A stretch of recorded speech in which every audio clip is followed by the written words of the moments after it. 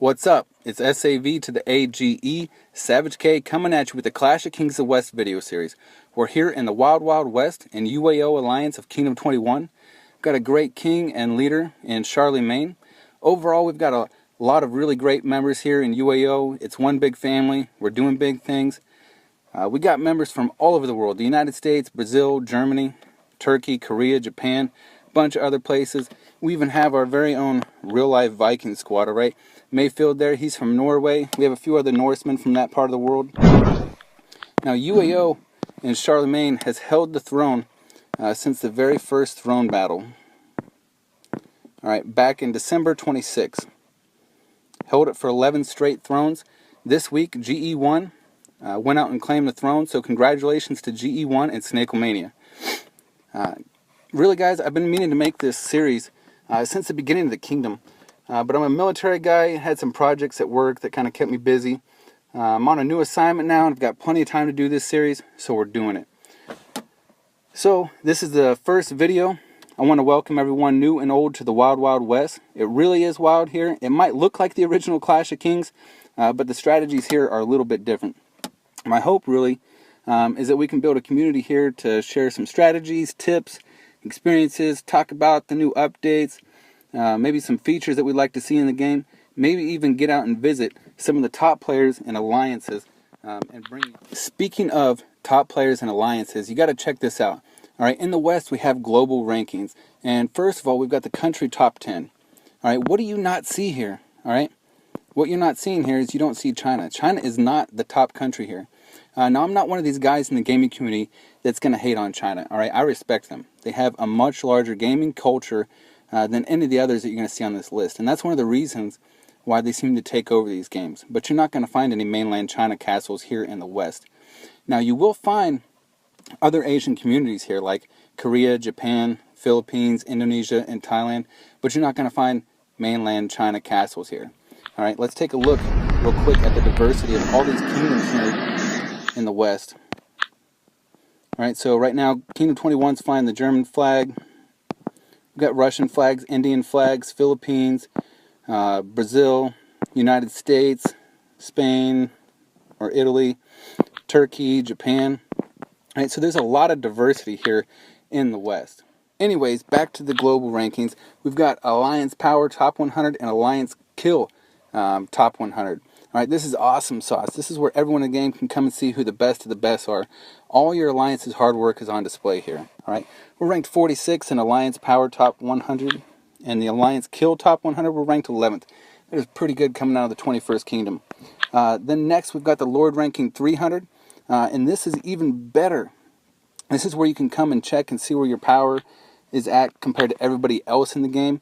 You can come and pound your chest here like King Kong, whatever you want to do.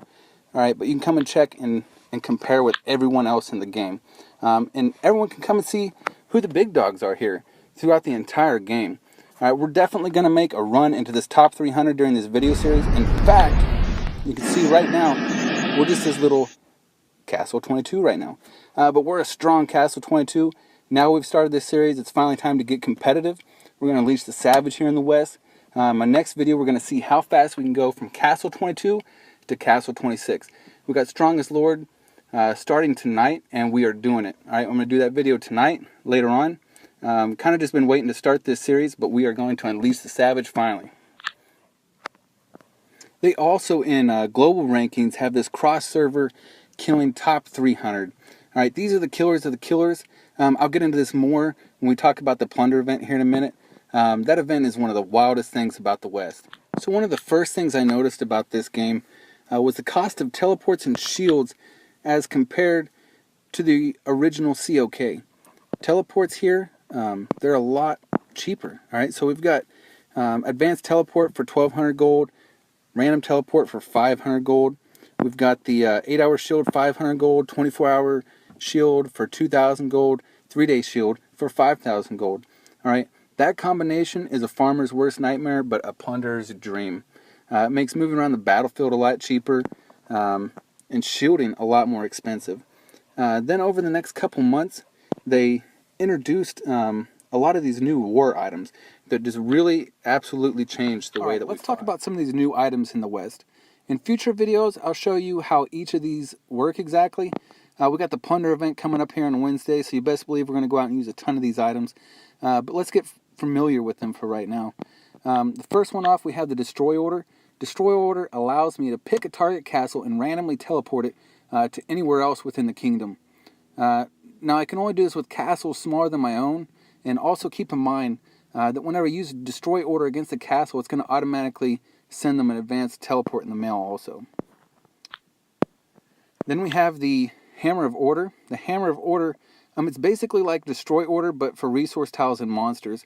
So this allows me to remove resource tiles and monsters that might be in my way of a target location.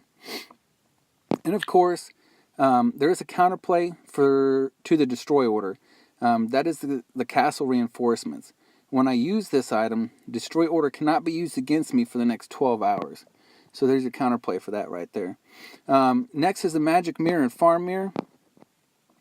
Whenever you use this mirror, we'll search the kingdom for the 5 castles with the most abundant amount of a particular resource that you pick. Either wood, food, iron, or mithril.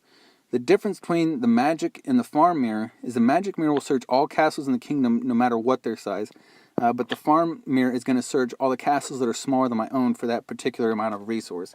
So basically, you're just saying, mirror, mirror on the wall, who has the most iron of them all? Alright, that's just awesome, man. I love that item. Then, of course, you have a counter to the mirrors. For this, there is the magic cape right here. Right, and I guess this is for whenever you're running around like a fat cow, loaded up with resource, and you just don't want anyone to know about it. You can use this, and you're not going to be mentioned in the magic mirror's answer for the next 12 hours. Then next down here, we have the invisible item right here. This sweet little baby makes us invisible to everyone. However, you can see the marches coming out of the castle whenever you're scouting or attacking someone. Now, the great thing about this is you can quietly teleport into an enemy hive and then start scouting and attacking. Keep in mind, with this one, you're only solo attacking. You can't rally whenever you're invisible. But the best thing is, with this one, you cannot be attacked while you're invisible. But like all the items I've mentioned here, there is a counter to the invisible item, and that is the Crystal of Truth. If you don't have the Crystal of Truth, you can also use 3,000 gold to reveal the invisible. It's kind of expensive, but that's the 2 options you have to reveal the invisible castles, either the Crystal of Truth or 3,000 gold. Next, we have these magic searching tile dudes, alright? I used up all of my iron and mithril searching magic items, but I still have these forest and farm searching magic items. These basically let me randomly place level 8, 9, and 10 resource plots wherever I want, except for out in the mud surrounding the throne area. Got a couple of them out here already. We got lucky.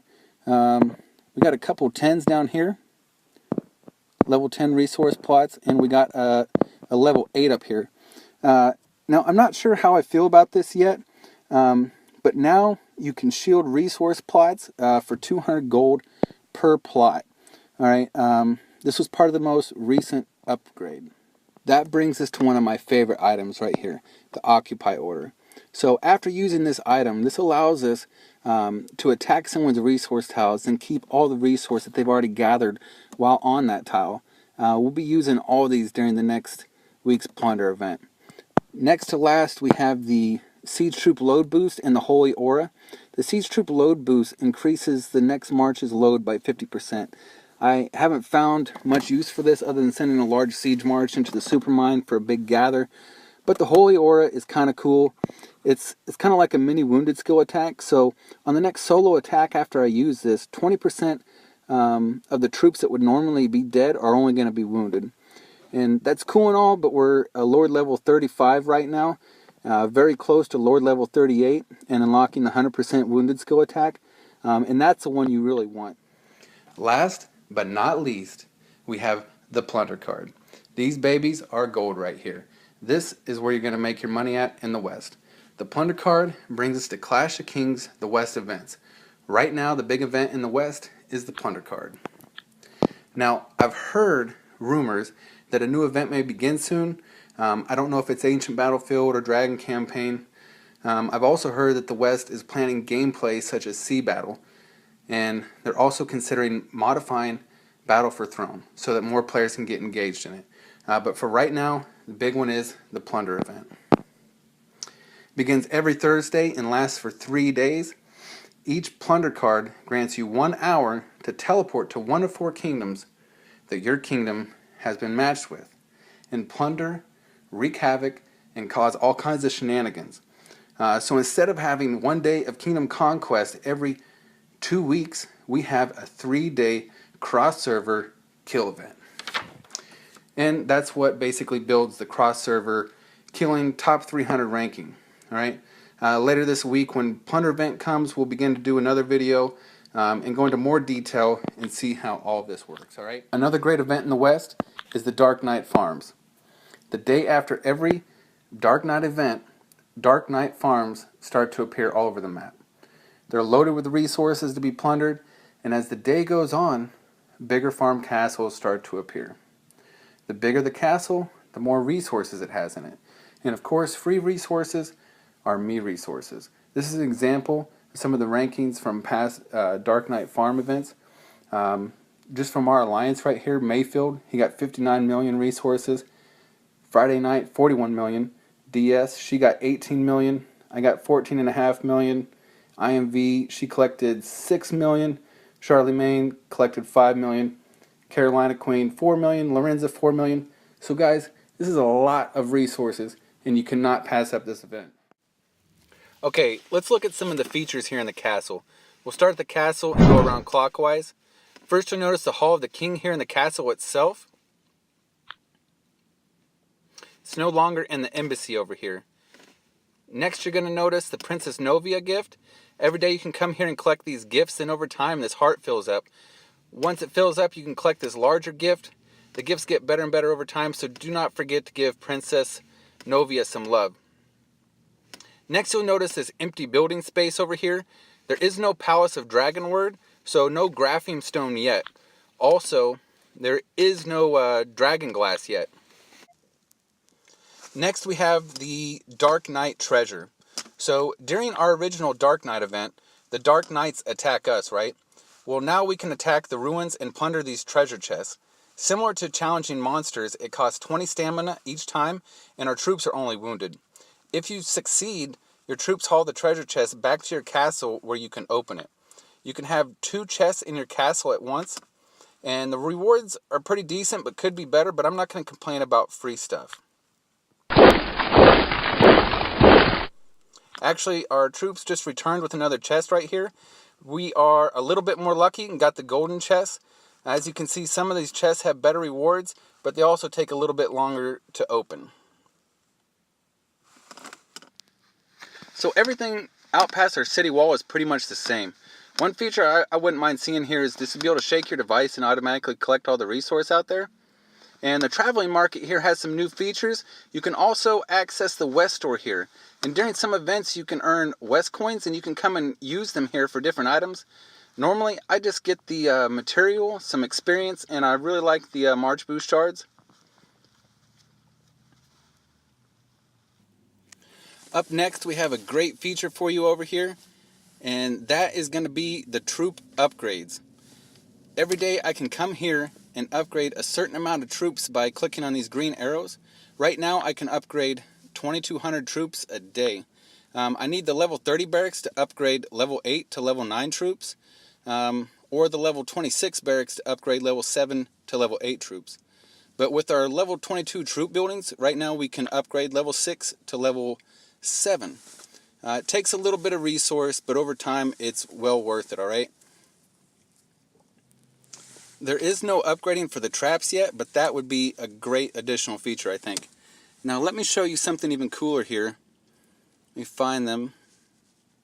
Oh, I think they're down in my march from the ruins. Now you'll notice I have T9 and T10 troops, right? But I'm just a Castle 22 with only T8, right? Well, you can play the lottery at the docks for a small fee, of course, and have a chance to win these advanced soldier recruitment cards. Each card randomly generates 1,000 troops between the specific levels on the card. You receive 3 level 8 to 10 cards and 8 level 4 to 7 cards if you win. Next stop is the Lucky Wheel, which you see has this glorious prestige badge floating above it. Every spin gives us a prestige badge or a shard. 100 shards equals 1 badges, but I think every 10 or even every 50 spins should equal 1 badge. But any way to get prestige badges is great. But you will notice here that every additional spin on the wheel costs us an additional 500 copper. So we don't get as many spins as in Clash of Kings, but we are receiving the prestige badges. We'll open this chest real quick. Looks like we need a little bit more dragon coins.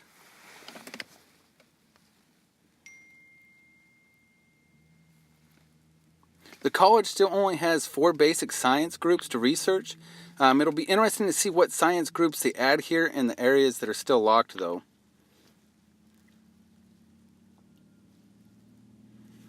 The alliance options are still the same. I think the Dark Knight treasure seems to have replaced the alliance treasure, though, but we still have this alliance mission, which they've also introduced in Clash of Kings. That's about it for our look around the castle. We have a lot planned for this series, guys. Starting tonight, we have the Strongest Lord competition. I'm doing the Castle 22 to Castle 26 episode, so don't miss that. Then we'll be getting into Kingdom Plunder and these war items. We'll have more castle builds and skill attacks soon also. And anytime we find new updates, we'll be talking about it here. We'll get into some basic tutorials also, but if you've ever played Clash of Kings, you've heard of Daydreams. He has hundreds of episodes that will help you master and succeed in Clash of Kings. And also out here in the West, you have to check out his channel and subscribe, guys. This was my first episode in YouTube video, so it's still a work in progress, alright? I'll keep working to bring you better content and videos. We got that Castle 26 episode tonight. Don't miss it. If you like what we're doing, go ahead and hit the like button and please subscribe. Leave some comments, please, about what else you guys want to see here. And we'll see you guys out in the Wild Wild West, alright?